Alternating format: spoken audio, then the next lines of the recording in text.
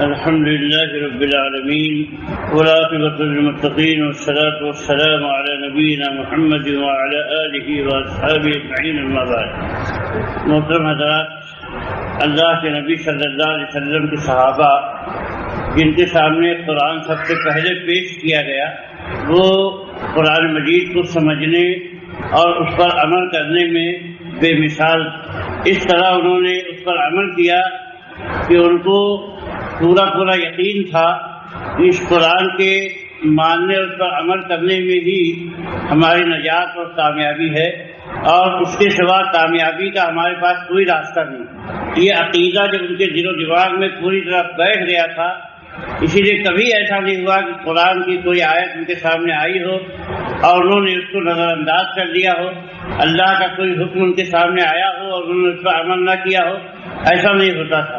فوراً جو ہے وہ اللہ کے حکم کے سامنے گردن جھکا دیتے تھے اور فوری طور پر اس پر عمل کر کے اس بات کا ثبوت دیتے تھے کہ بے شک اے اللہ ہم تیرے بندے ہیں اور تیرے حکموں کے تابع ہیں. اسی کچھ مثالیں میں آپ کی خدمت میں پیش کرتا ہوں، آپ غور کریں.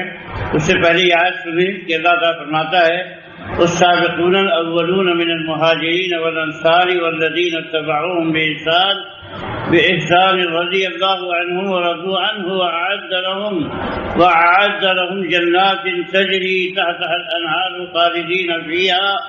خالدین فیہا ابدا ذلک الفوز العظیم.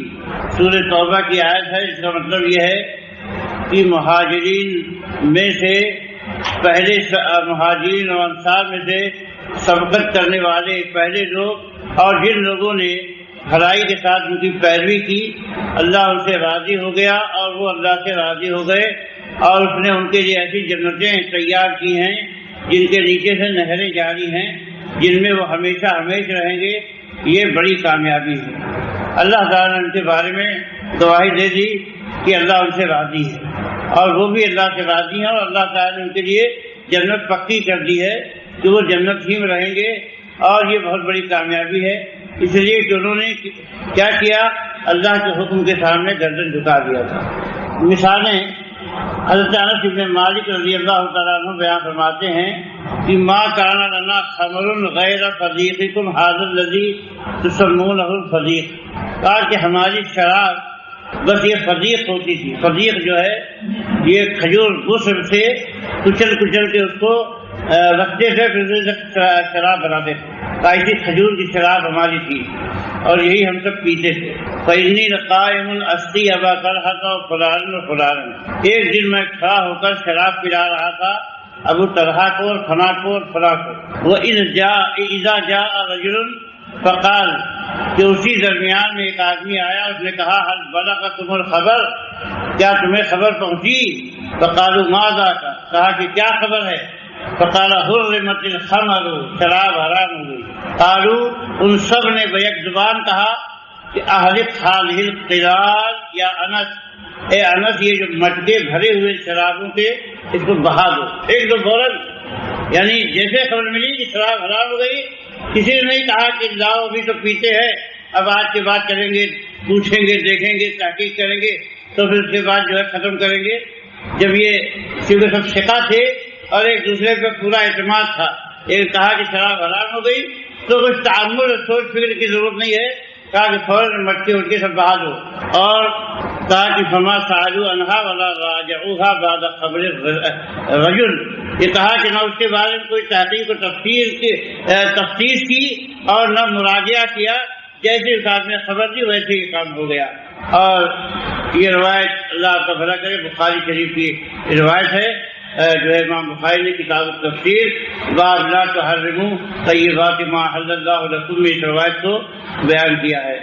اب آپ دیکھیے کہ صحابہ کرام کتنی تیزی کے ساتھ اللہ کے حکموں کے سامنے جھک جاتے تھے، اور آج آپ دیکھ لیں کہ بہت دھڑلے سے شراب پی جا رہی، گانجا پی رہے ہیں، چرس پی رہے ہیں، بھانگ کھا رہے ہیں، ہیروئن اور ایم ڈی جو ہے اڑائی جا رہی ہے، سگریٹ پی جا رہی ہے، ساری جو ہے نشے اور خرافات کی جتنی چیزیں ہیں وہ سب لاکھ ان کے سامنے قرآن پڑھا جائے، حدیث سنائی جائے، لیکن وہ ہرگز ماننے والے نہیں ہیں، اور چاہے جتنا بھی آپ جو کچھ بھی کرتے رہیے. اور اس کے مقابلے میں صحابہ کو دیکھیے کہ خالی کان میں خبر پہنچ گئی کہ ہاں یہ چیز حرام ہے تو اسی دن سے اسی وقت سے وہ چیز ختم ہو جاتی تھی. تو آپ بتائیے کہ وہ لوگ اللہ کی رحمت کے اور اللہ کی رضامندی کے مستحق تھے کہ ہمارا سماج معاشرہ اللہ کی رحمت کا مستحق ہے جو کسی صورت سے ماننے کے لیے تیار نہیں ہے اور اس قدر سرکشی اور عناد ہے کہ جتنا سمجھائیے اتنا ہی جو ہے اپنے فتنے میں پڑھتے جاتے ہیں اور جان بوجھ کے سرکشی کا مظاہرہ کرتے ہیں. وہ برائی بھی کرتے ہیں اور ڈھیٹائی بھی کرتے ہیں. نہ کوئی رجوع ہے، نہ توبہ ہے، نہ استغفار ہے. اللہ تعالیٰ جس پہ رحم فرمائے وہی جو ہے یہ کر سکتا ہے.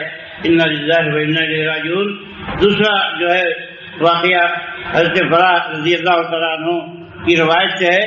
وہ بیان فرماتے ہیں کہ رسول اللہ صلی اللہ علیہ وسلم نے 16 مہینے تک بیت المقدس کی طرف منہ کر کے نماز پڑھی یا 17 مہینے.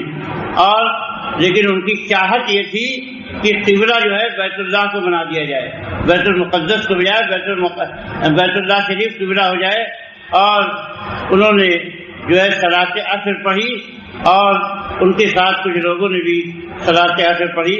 پھر جو ہے ایک آدمی ان میں سے نکلا جو ان لوگوں کے ساتھ نماز پڑھ چکا تھا نبی صلی اللہ علیہ وسلم کے ساتھ، اور وہ اہل مسجد کے پاس آیا اور وہ لوگ رکوع میں تھے، یعنی دوسری مسجد میں گئے اور رکوع کی حالت میں تھے. تو انہوں نے کہا اشہد باللہ، میں اللہ کی قسم کھا کے شہادت دیتا ہوں کہ لقد صلیت مع النبی صلی اللہ علیہ وسلم قبلہ مکہ کا، میں ابھی نبی صلی اللہ علیہ وسلم کے ساتھ مکہ کی طرف رخ کر کے نماز پڑھ کے آ رہا ہوں. فداروا کما ہم قبل البیت، کہا کہ جس حالت میں تھے اسی حالت میں بیت اللہ شریف کی طرف مڑ گئے.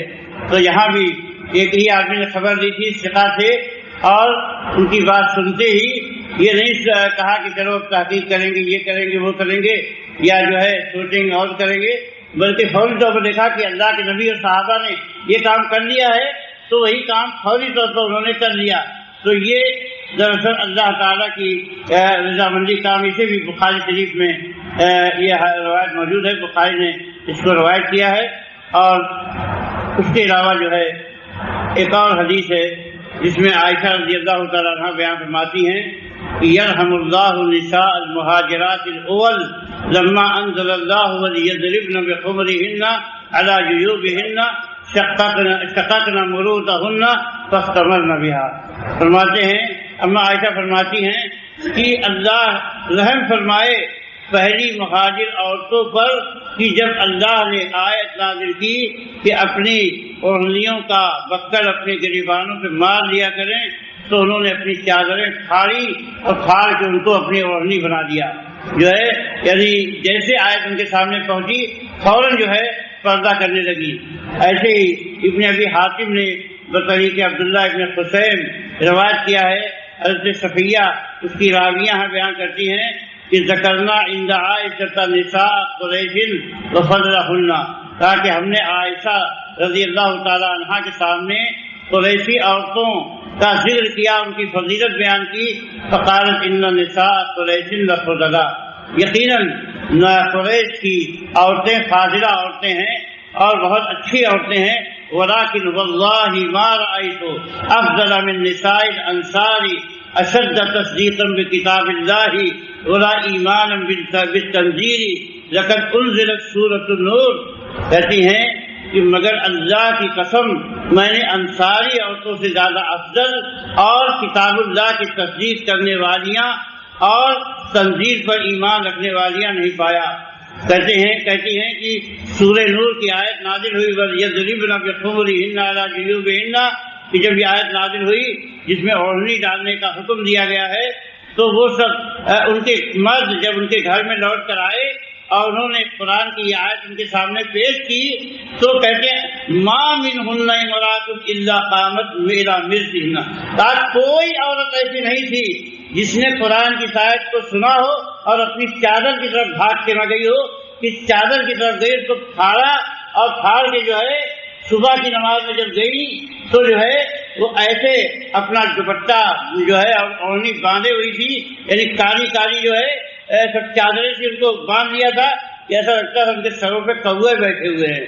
تو یہ بھی جو ہے ایک نمونہ ہے صحابیات کا کہ انہوں نے جو ہے یہ فتح الباری کتاب تفسیر میں یہ روایت بیان کی گئی ہے۔ حافظ ابن حجر فرماتے ہیں دو روایتوں کے درمیان جمع کرتے ہوئے کہ اس میں جمع اس طور پر ہے کہ انصاریوں کی عورتوں نے بہت جلدی سے اس آیت پر عمل کر لیا۔ آج آپ دیکھ لو، چاہے جتنا بھی قرآن سناؤ، چاہے مردوں کو سناؤ، چاہے عورتوں کو سناؤ، جو بے پردگی ہے وہ آئے دن بڑھتی جاتی، جرات اور ڈھٹائی آئے دن بڑھتی جاتی ہے، اور جو ہے یہ بے پردگی بے حیائی میں تبدیل ہو چکی ہے، بلکہ فحاشی کی حد تک جا چکی ہے، اور کوئی نہیں، نہ قرآن سنتا ہے، نہ سنت سنتا ہے، نہ مرد سنتے ہیں، نہ عورتیں سنتی ہیں۔ آپ بتائیے کہ وہ معاشرہ قابل رحم تھا کہ ہمارا معاشرہ قابل رحم ہے؟ اللہ تعالیٰ ہمیں ہدایت دے اور دین کی سمجھ عطا فرمائے، نافرمانی اور معصیتوں سے اللہ ہمیں دور رکھے۔ اقول قولی ھذا واستغفر اللہ لی ولکم ولسائر المسلمین من کل ذنب وصلی اللہ تعالی علی نبینا محمد۔